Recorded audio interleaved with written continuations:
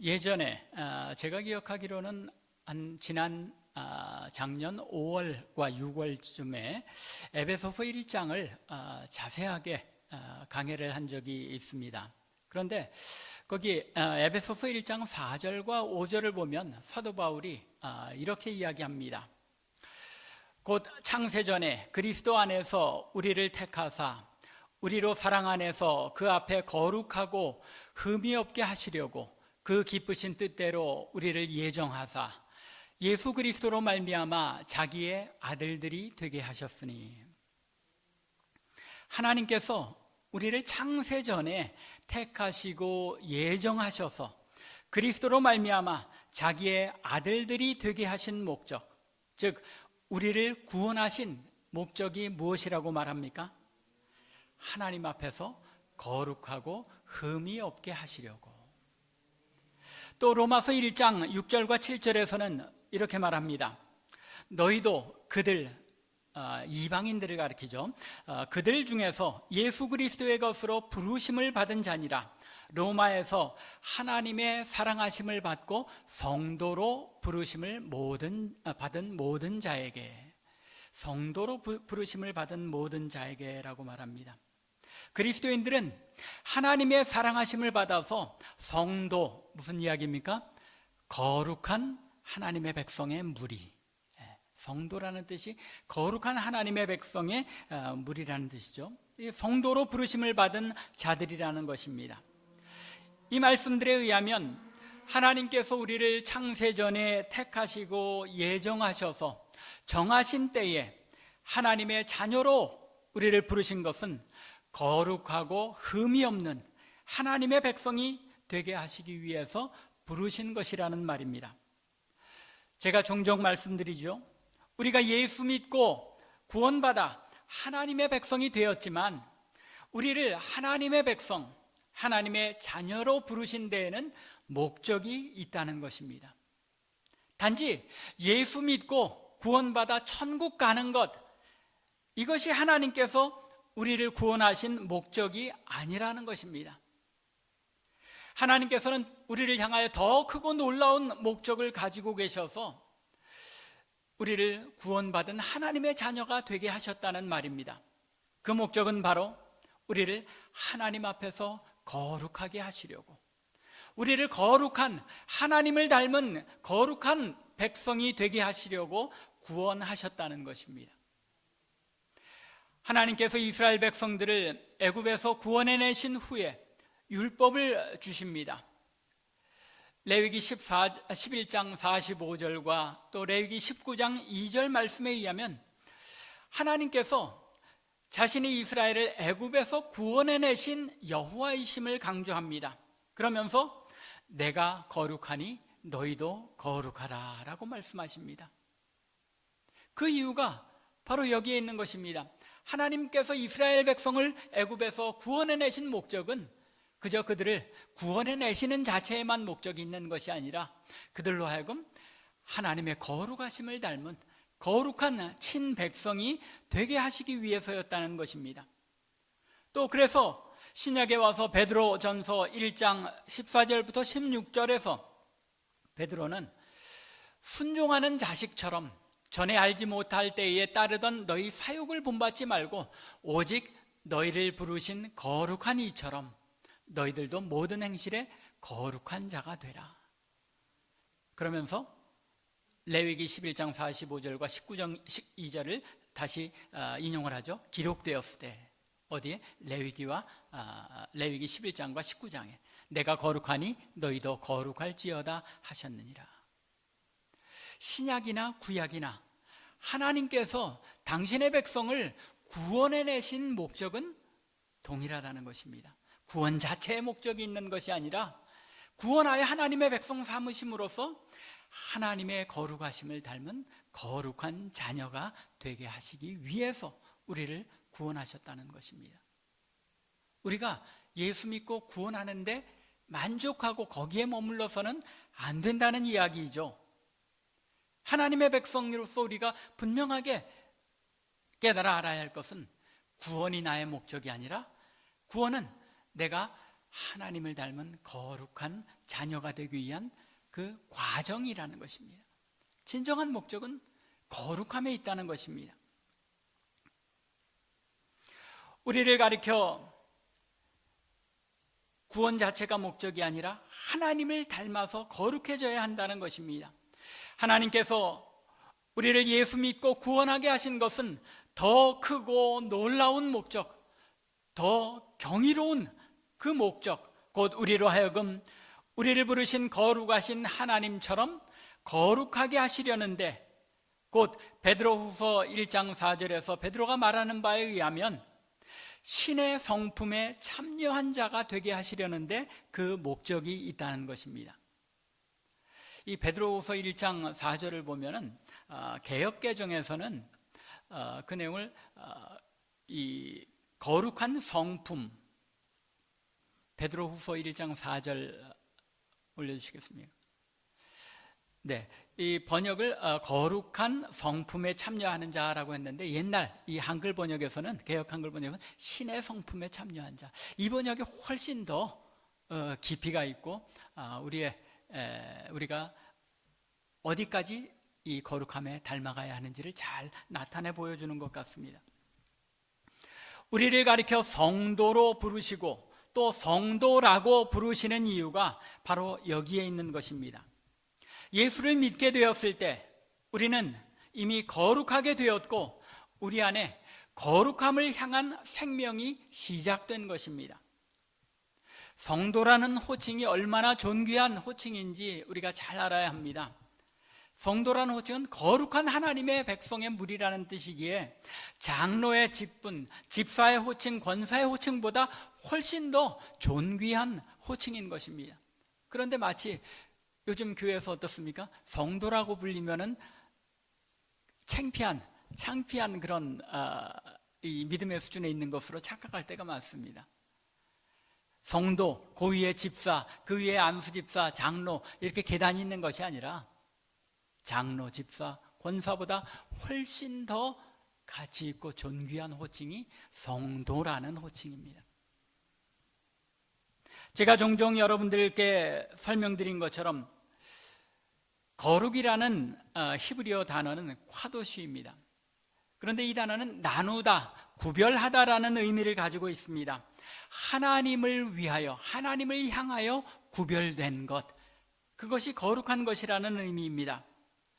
우리는 이미 예수 그리스도로 말미암아 하나님께로 구별된 거룩한 존재이기에 성도라 불리는 것입니다. 하지만 여전히 우리의 삶 속에 거룩함이 충만하게 이루어진 상태는 아닙니다.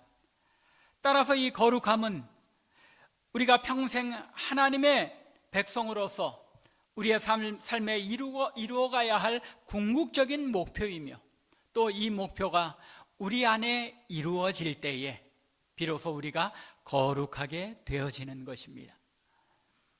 그러면 문제는 어떻게 이 거룩함이 우리 안에 이루어지게 할 것인가입니다.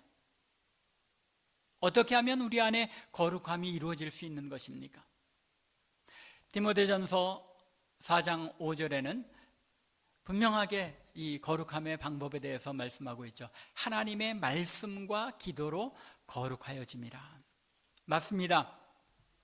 성도가 하나님께서 부르신 부르심의 목적대로 거룩하게 되어질 수 있는 방법, 그것은 하나님의 말씀과 기도입니다.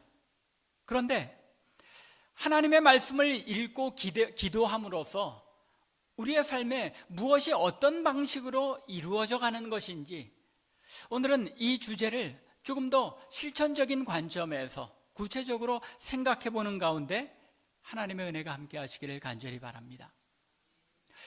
여러분들이 지금 이 서론에서도 들으시면서 느끼신 것처럼 오늘은 더 집중해서 잘 들으셔야 됩니다. 왜냐하면 단어의 구분과 언어 표현의 그 차이가 우리의 오늘 말씀의 이해를 좌우할 수 있기 때문입니다. 그리고 오늘 이 말씀을 들으면서 충분히 이해가 안 되시면 유튜브로 이제 녹화돼서 또 올라가니까 반복해서 들으십시오.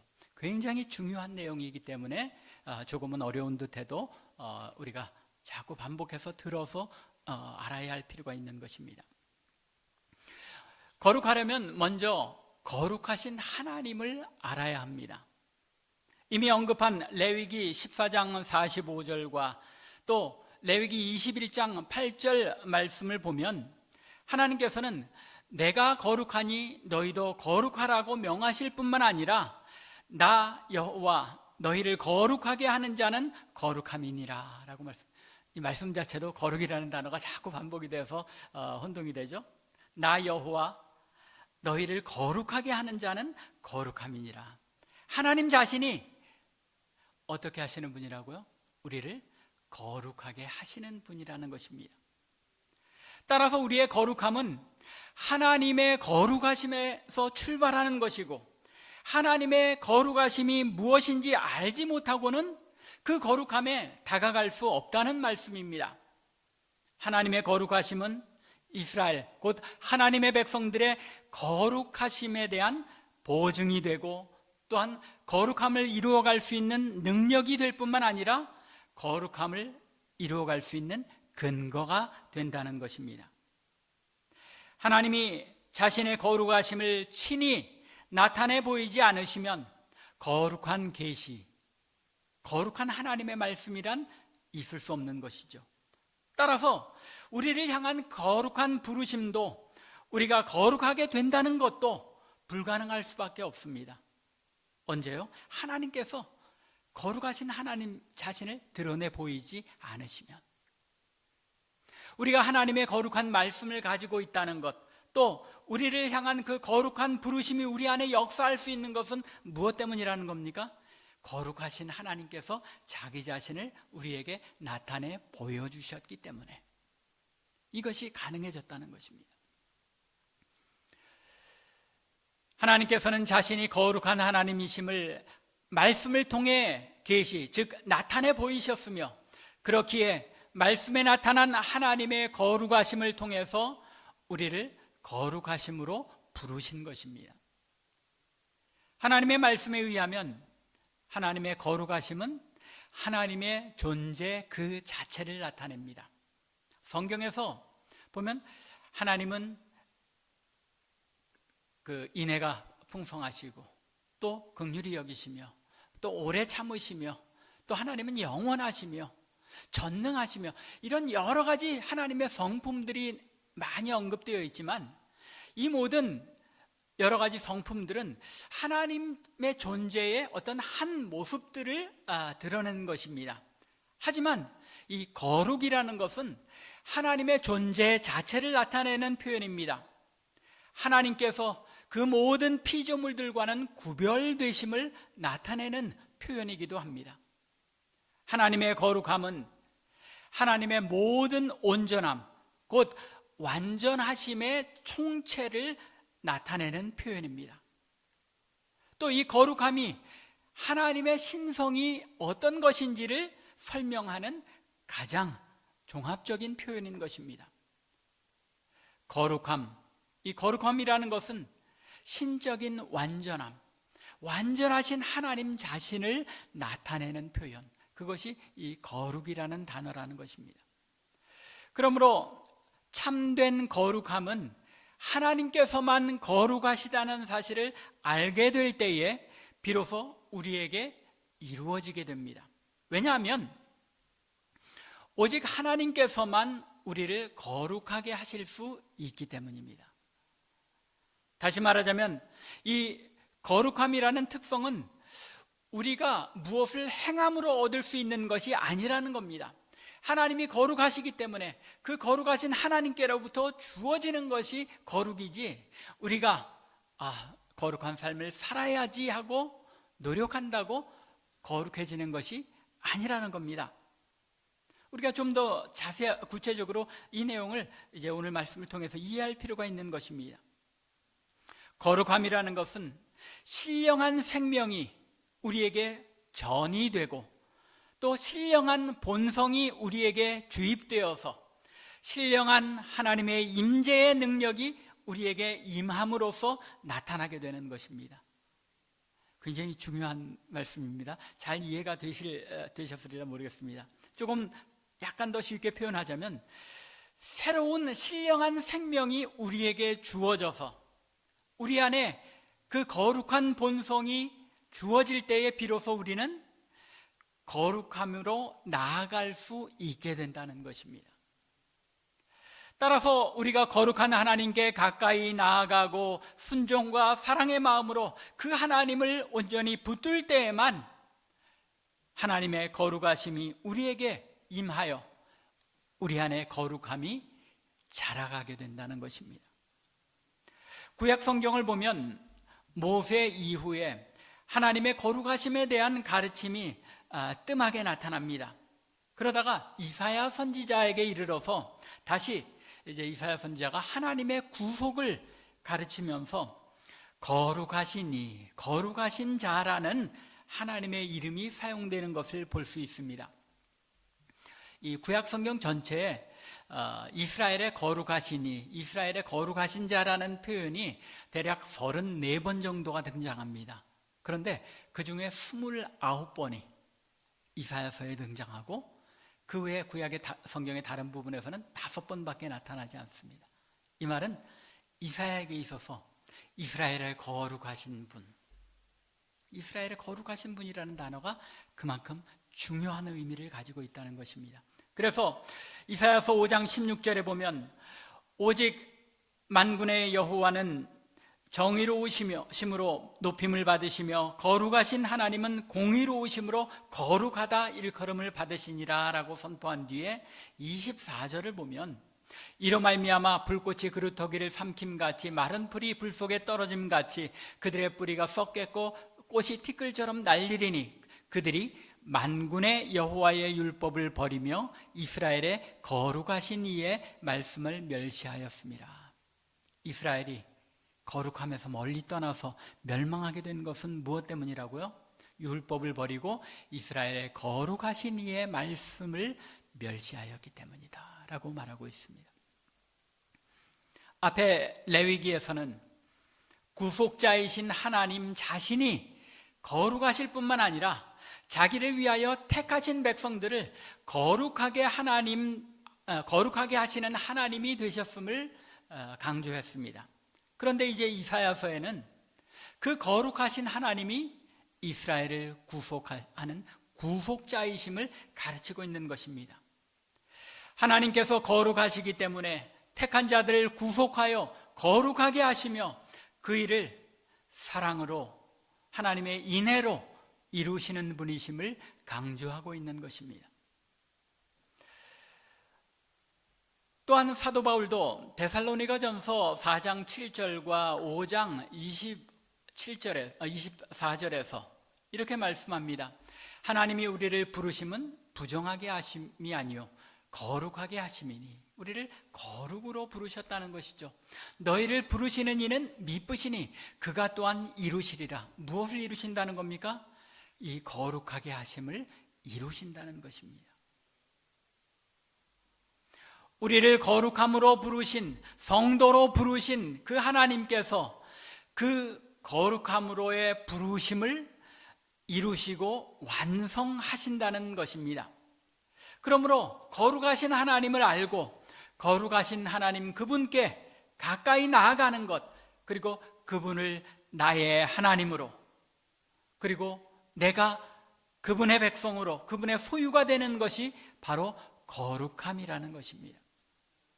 이것을 가리켜 사도 바울과 사도 요한은 갈라디아서 2장 20절과 요한일서 4장 15절에서 그리스도와 연합이라는 그런 개념으로 설명합니다. 내가 그리스도와 함께 십자가에 못 박혔나니 그런즉 이제는 내가 사는 것이 아니요 오직 내 안에 그리스도께서 사시는 것이라. 이제 내가 육체 가운데 사는 것은 나를 사랑하사 나를 위하여 자기 자신을 버리신 하나님의 아들을 믿는 믿음 안에서 사는 것이라.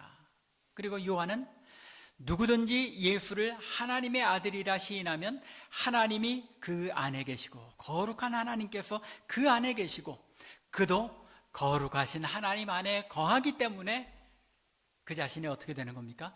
거룩하게 되어지는 것입니다. 우리의 거룩함은 하나님의 거룩함을 모방하려고 애쓰는 인간적인 노력에 있지 않고 오직 온전히 하나님께 속함으로써, 그리고 그 거룩하신 하나님께서 친히 우리를 구별해 주심으로써 그분의 구별하심, 그분의 거룩하심에 들어가는 데 있다는 것입니다. 하나님의 거룩하심이 우리의 것이 되고 우리에게 임하여 우리의 속으로 들어오려면 우리는 항상 나의 죄가 이 거룩함이 우리 안에 거하시는 것을 막고 방해한다는 사실을 인정하면서 늘 거룩한 두려움을 가져야 하는 것입니다. 그래서 사도 바울도 두려움과 떨림으로 구원을 이루노라 라고 말씀하고 있는 것입니다.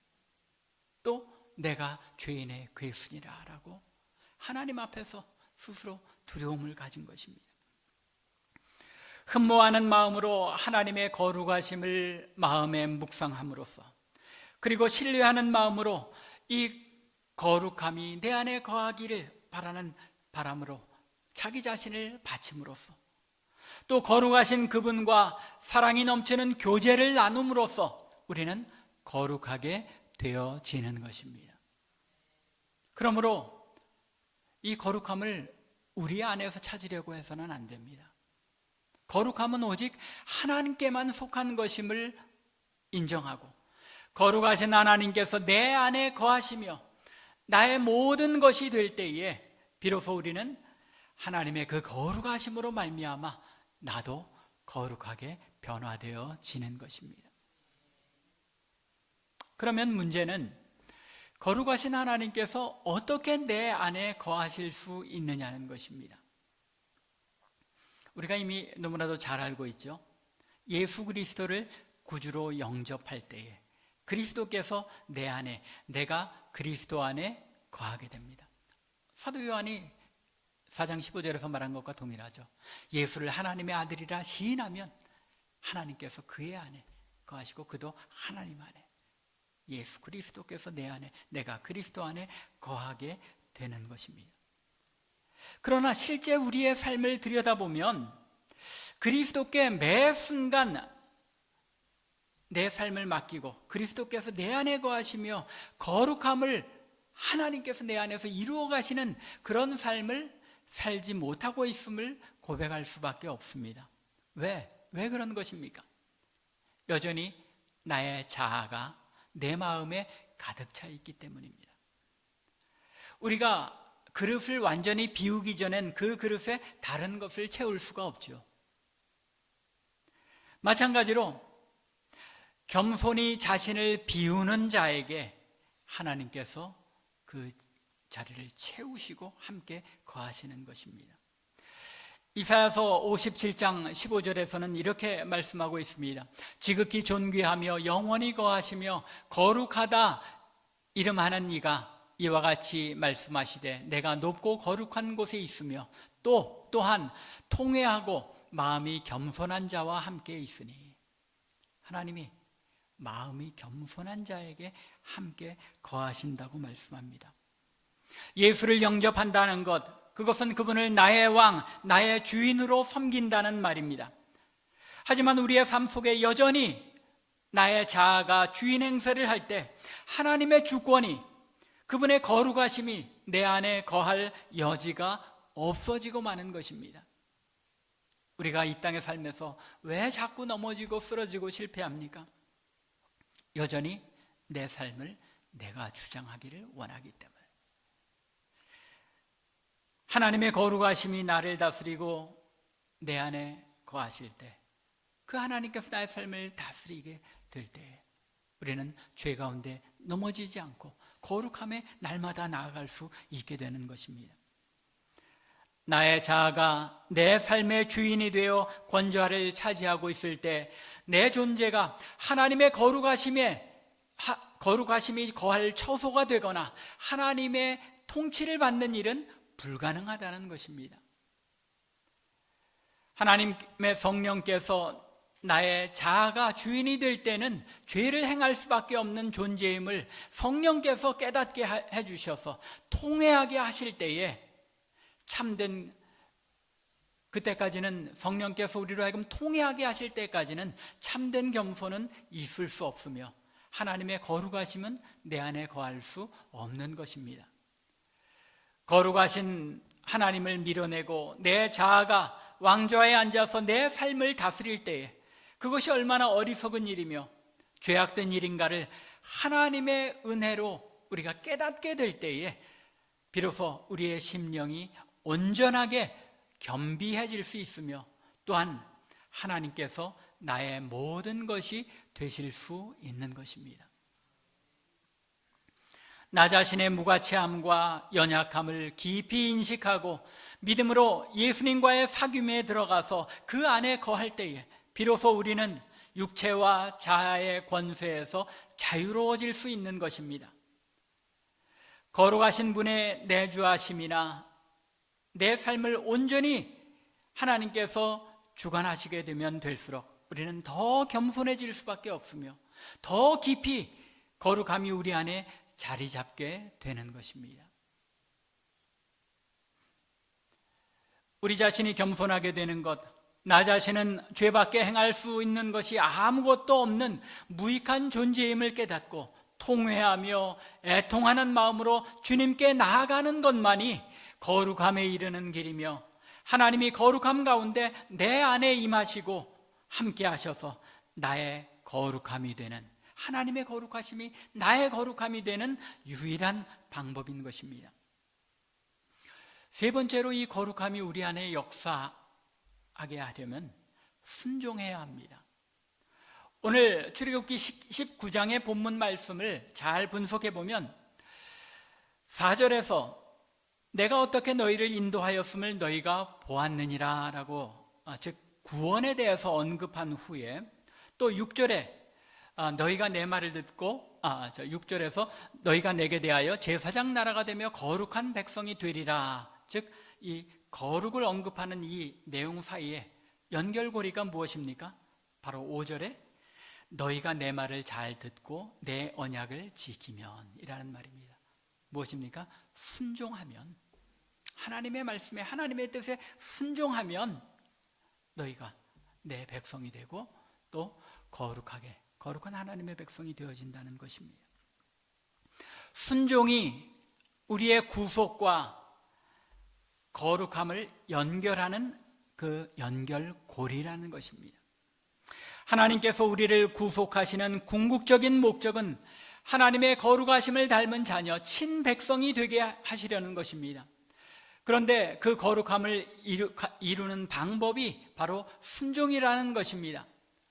거룩하신 하나님의 뜻이 인간의 뜻 안으로 들어갈 때에, 그래서 인간의 뜻과 하나님의 뜻이 하나가 될 때에 비로소 인간이 거룩하게 되는 것입니다. 그렇게 순종은 거룩함에 이르는 길인 것입니다. 하나님의 뜻을 나의 뜻과 하나가 되게 하는 길, 그것이 바로 순종이기 때문입니다. 그런 말씀들 많이 하시죠? 하나님이 내 편에 되게 하시려면 어떻게 해야 됩니까? 내가 하나님 편에서 하나님의 뜻에 순종하는 사람이 될 때 하나님의 뜻이 내 뜻이 되어진다는 것입니다. 우리가 잘 생각해야 할 것은 순종 자체가 거룩함은 아니라는 것입니다. 또한 순종은 하나님의 뜻을 아는 것과는 다릅니다. 순종은 하나님의 뜻이 무엇인지 알고 인정하는 것도 아닙니다. 또 순종은 그 하나님의 뜻을 행하려고 마음 먹는 것도 아닙니다. 진정한 순종은 오직 하나님의 그 뜻을 행하는 것이 순종이라는 말입니다. 하나님의 뜻이 행동으로 옮겨질 때에 비로소 그것을 순종이라 할 수 있다는 말입니다. 하나님의 뜻을 아는 것도 중요하고 그 뜻을 인정하고 결단하는 것도 중요하지만 가장 중요한 것은 행함으로써 그 뜻이 우리의 삶에 이루어질 때 비로소 그것이 순종이라는 말입니다. 그 뜻을 아는 것만으로, 그 뜻을 행해야지라고 결단하는 것만으로 거기서 그친다면 아무 의미가 없다는 것입니다. 그것이 내 삶에 행하여질 때 그것이 순종이고 그 순종을 통하여 우리는 거룩하게 되어진다는 것입니다. 그래서 모세는 민수기 15장 40절에서 너희가 나의 모든 계명을 기억하고 준행하여 너희 하나님 앞에 거룩하라. 말씀을 준행하여 순종하여 거룩하게 되라는 것입니다. 또 레위기 20장 8절에서는 너희는 내 규례를 지켜 행하라. 나는 너희를 거룩하게 하는 여호와니라. 규례를 지켜 행하면 내가 너를 거룩하게 하리라 하고 약속하십니다. 규례를 지켜 행할 때, 하나님의 말씀을 우리의 삶에 행할 때 하나님께서 우리를 거룩하게 하시는 것입니다. 거룩함은 우리에게서 나온 것이 아니므로 순종 자체가 거룩함은 아니지만 순종이 없으면 거룩함은 우리에게 있을 수 없는 것입니다. 그렇게 예수님께서 이 땅에 오셔서 행한 그 모든 일은 다 무엇이었습니까? 아들을 보내신 아버지의 뜻에 순종하는 일이었습니다. 그렇게 아버지의 뜻에 온전하게 순종하심으로 말미암아 우리도 아버지의 뜻에 순종할 수 있는 길을 열어놓으신 것입니다. 또한 성령은 우리로 하여금 하나님의 뜻에 순종할 수 있게 하시는 능력이 되십니다. 능력이 되시는 성령의 인도하심에 따라 순종할 때에 우리에게 거룩함의 길이 열리게 되는 것입니다. 말씀을 맺겠습니다. 우리는 거룩함으로 부르심을 받은 사람들임을 잊지 말아야 합니다. 우리는 성도라 불리는 사람들입니다. 그런데 그 거룩함은 거룩함 자체이신 하나님께로부터만 오는 것임을 알아야 합니다. 우리는 예수 그리스도를 나의 구주로 영접함으로써 이미 거룩하게 된 사람들입니다. 문제는 내 안에 존재하는 이 거룩함이 매 순간 더 자라가며 더 온전해질 수 있도록 해야 하는데, 내 안에 거룩함이 온전해질 수 있기 위해서는 어떻게 해야 한다고 말씀했습니까? 우리의 죄악됨을 통회하고 애통해하며 겸손한 자리에 이를 때에 하나님께서, 거룩하신 하나님께서 우리 안에 거룩함으로 임재하심으로써 우리는 온전히 거룩해지는 데 나아갈 수 있게 되며 삶의 매 순간 하나님의 다스리심과 그 뜻에 순종으로 행할 때에 비로소 우리 안에 하나님의 거룩하심이 이루어지고 온전케 되어지는 것입니다. 간절히 원하기는 거룩하신 하나님을 더 깊이 알아가는 가운데 나의 죄악됨을 통회하고 애통해하며 겸손한 자리에 나아가며 하나님의 다스리심과 그 뜻에 순종함으로써 하루하루 하나님의 거룩하심이 내 안에 임하여 거룩한 삶이 이루어지는 이런 복된 삶으로 나아가는 저와 여러분들, 우리 참빛교회 되기를 주님의 이름으로 간절히 축원합니다. 기도드리겠습니다.